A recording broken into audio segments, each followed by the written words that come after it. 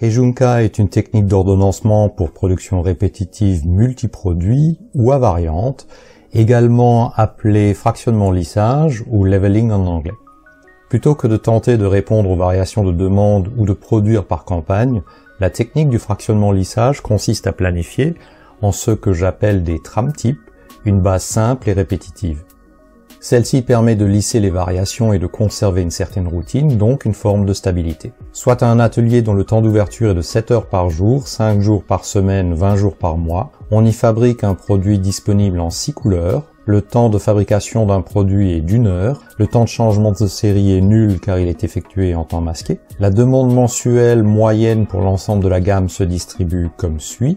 Cette demande est absorbable par l'atelier dont la capacité est de 140 heures mensuelles. Les commandes arrivent de manière aléatoire. Les clients ne fournissent pas de prévision et s'attendent à être livrés à délai très court. Dans l'approche de planification traditionnelle, les planificateurs privilégient une méthode simple, celle de produire séquentiellement en campagne, modèle après modèle. Les produits dits runner ou classe A, les plus demandés, sont produits en premier, afin de maximiser la possibilité de servir les clients rapidement. La direction de production encourage cette pratique car elle simplifie la gestion sur une bonne partie du mois et rejette les produits en petites séries, dits d'épicerie ou classés en fin de mois. Le planning de production est reflété dans le tableau suivant. Les jours ouvrables du mois sont en colonne. Chaque case du tableau représente le créneau d'1 heure. Chaque rectangle de couleur figure la fabrication d'un produit de la couleur correspondante. Voilà un client qui désire une unité de chaque couleur et qui passe commande le premier jour du mois. Il devra attendre la fin du mois, soit 20 jours ouvrés, avant d'être livré. Cette durée d'attente est à mettre en rapport avec le temps de fabrication nécessaire cumulé, qui est de 6 heures. La concurrence fait nettement mieux, nous devons servir beaucoup plus rapidement, produire plus fréquemment un peu de tout.